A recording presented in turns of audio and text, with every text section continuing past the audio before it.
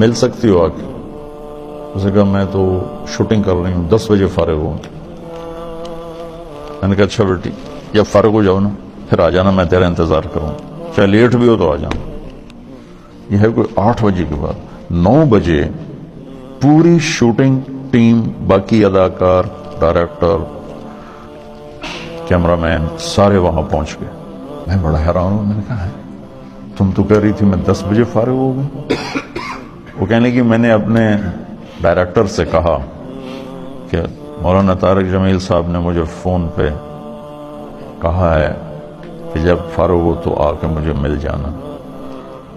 وہ ڈائریکٹر بھی سامنے بیٹھا تھا، تو یہ کہنے لگے کہ مولانا طارق جمیل صاحب تیرے جیسی لڑکی کو فون کریں گے، یہ کیسے ہے؟ انہوں نے کہا آپ یہ کہتے ہو وہ تو مجھے بیٹی کہتے ہیں۔ تو اس نے کہا شوٹنگ آف کرو، اور پورا سارا شوٹنگ کا جتنا بھی عملہ ہے چلو چل کے مولانا کی ملاقات کرو، میں اس آدمی کو دیکھنا چاہتا ہوں جو ایک طوائف کو بیٹی کہتا ہے۔ وہ سارے مجھے ملنے آ گئے، سارے۔ صرف ممبر پہ بیٹھ کے تقریر کرنے کا تمہیں شوق ہوتا ہے کہ ہم بھی علامہ کہلائیں، ہمارے بھی کوئی جوتے اٹھائے، کوئی بیگ اٹھائے، کوئی آگے چلے، کوئی پیچھے چلے، کوئی چائے پیش کرے، کوئی روٹی پیش کرے۔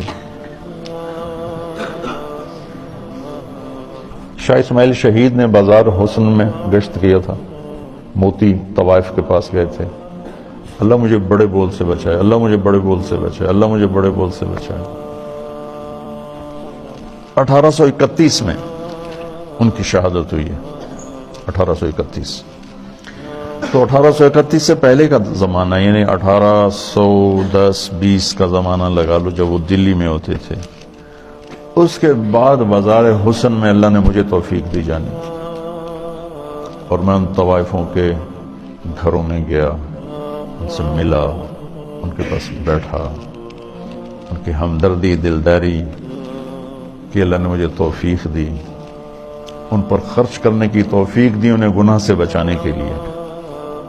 تو اب 8-9 سال ہونے کو ہیں، تو لمبے کے بازار حسن میں ہر ہفتے تعلیم ہوتی ہے، اور اس میں طوائفیں آ کے تعلیم میں بیٹھ، کسی کو کلمہ نہیں آتا تھا، ان کے کلمے یاد کروائے، وضو نہیں پتا تھا وضو کروائے، نماز کا نہیں پتا تھا نماز سکھائی، اور کتنی لڑکیوں کی شادیاں ہو گئیں، کتنیوں نے کہا ہمارا خرچہ لگا دو تو ہم یہ پیشہ چھوڑ دیں گی، میں نے ان کا خرچہ لگا دیا، وہ گھر بیٹھ کے کھا رہی ہیں اور برائی نہیں کر رہی ہیں۔ تو مجھے اس میں کوئی آر نہیں محسوس ہوئی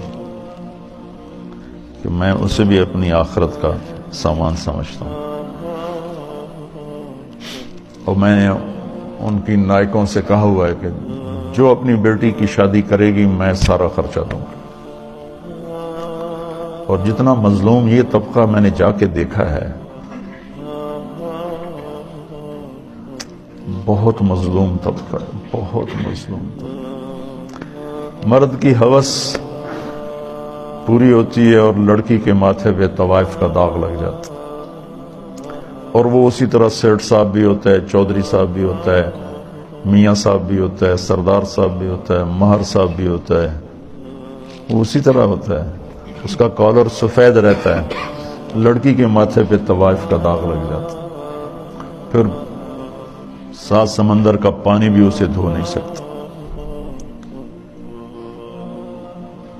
اور یہ داغ لگانے والے سارے عیاش لوگ،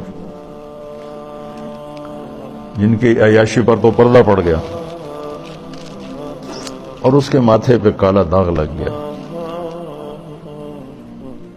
ایک ماں بڑی طوائف ہے، اس کی بیٹیاں جوان ہیں، تو میں نے کہا تو ان کا کوئی رشتہ تلاش کر، میں سارا خرچہ تمہیں دوں گا، شادی کرائیں۔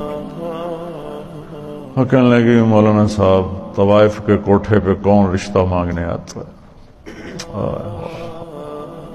مجھے لگا جیسے کسی نے میرا دل چیر کے رکھ دیا، طوائف کے کوٹھے پہ رشتہ مانگنے کون آتا؟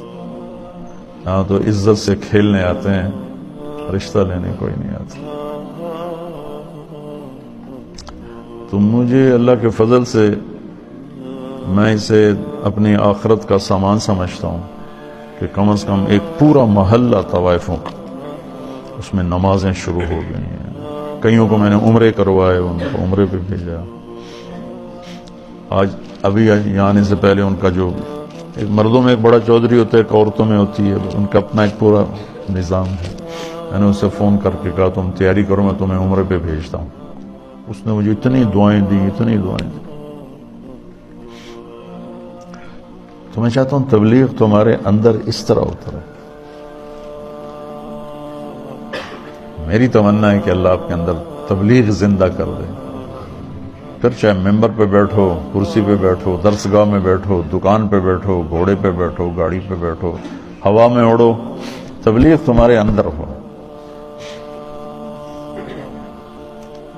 اللہ کا نبی تشریف فرماتے کہ طوائف کا گزر ہوا، یعنی میں پیچھے سے دلیل دے رہا ہوں، تو مدینے وہ کہنے لگے یہ کیسا نبی ہے جو اکیلے ہی روٹی کھاتا ہے، کسی کو بلاتا ہی نہیں، وہ تو آپ کو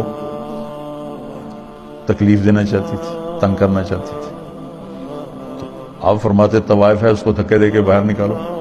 آپ نے فرمایا آ جاؤ، آ جا، بیٹھ جا، ساتھ بٹھا لیا۔ تو کھاؤ۔ اس کا مقصد کھانا نہیں تھا، اس کا مقصد آپ کو غصہ دلانا تھا، آپ کو تنگ کرنا تھا کہ یہ کچھ کہیں گے پھر میں کہوں گی ویکھ لیا توڑا نبی اے گلاں کردا ہے۔ کہنے لگی یہ نہیں کھاؤں گی، جو تیرے منہ میں لقمہ ہے چبا رہے وہ نکال کے مجھے کھلاؤ۔ تو آپ نے منہ سے اس کو اسی وقت نکال دیا۔ ہمارے پنجابی کی مثال ہے